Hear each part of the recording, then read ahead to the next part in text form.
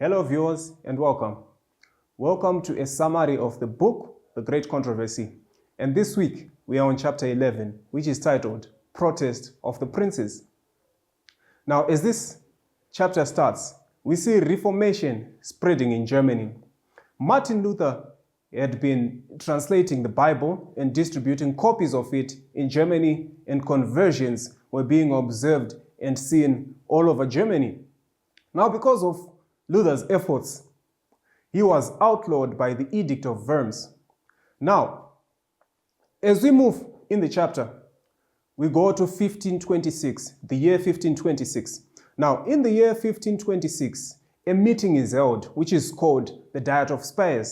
Now, the Diet of Speyer granted religious liberty, but the religious liberty and the peace that came with it was short-lived. As we began to saw Emperor Charles V, who had a problem with Reformation or reformers. Now, Emperor Charles V wanted to crush Reformation, but whenever he would raise his hand to strike Reformation, something would hold him off or something else would preoccupy him. Like at one instance, he wanted to attack reformers, and as he was contemplating doing so, the French king came to attack him instead.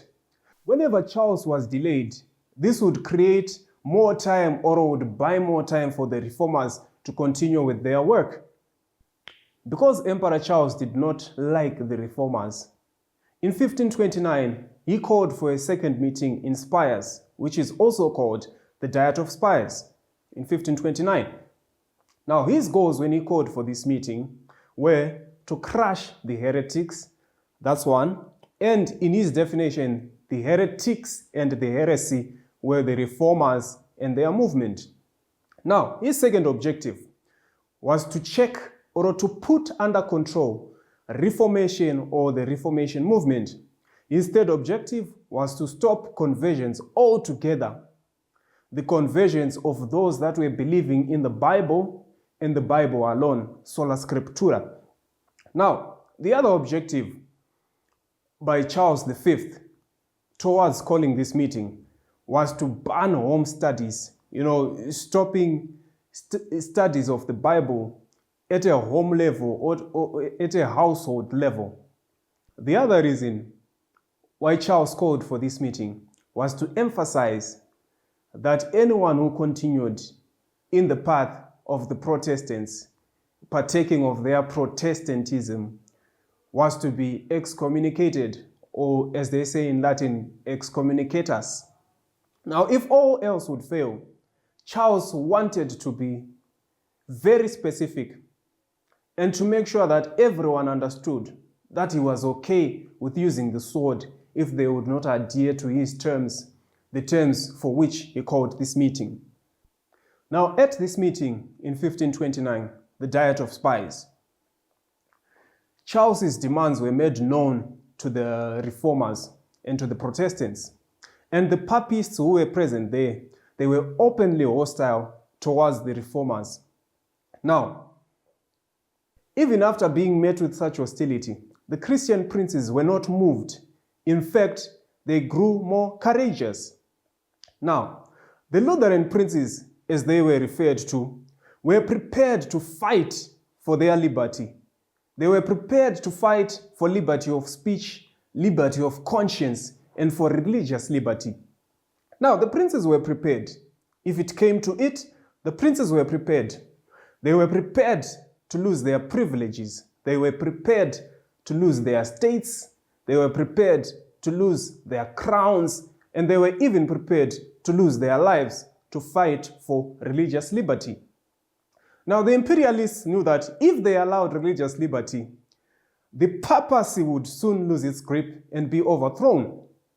Now, as such, King Ferdinand presided over the Diet of Speyer, and he was also the brother of Emperor Charles V.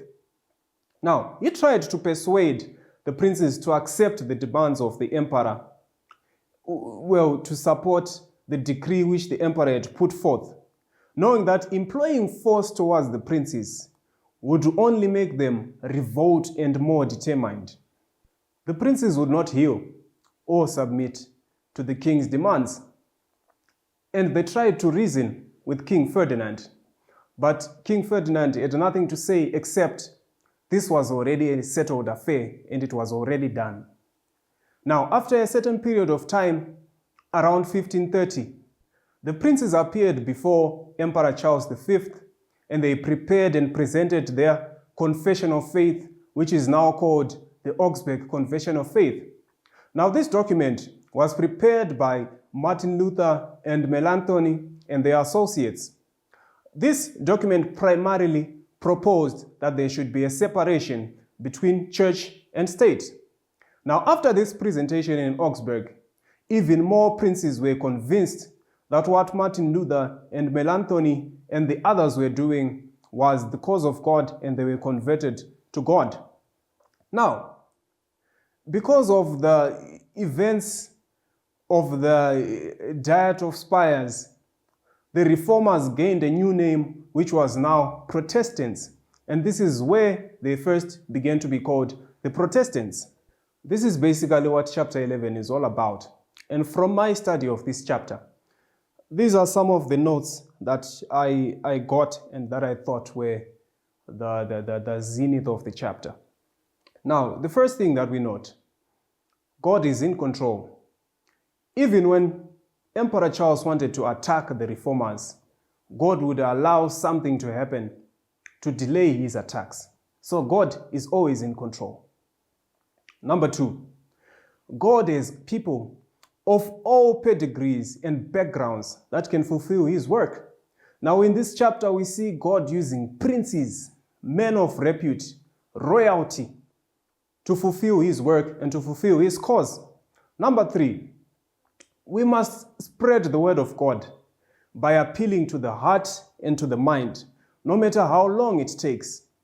Now, this chapter was starting in the 1520s and ending in the 1550s.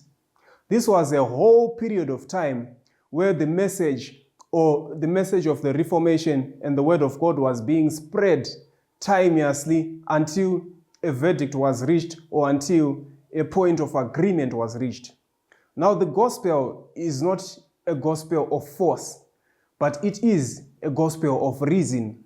Well, some authors even refer to the great controversy as the battle for the mind or the battle of the mind.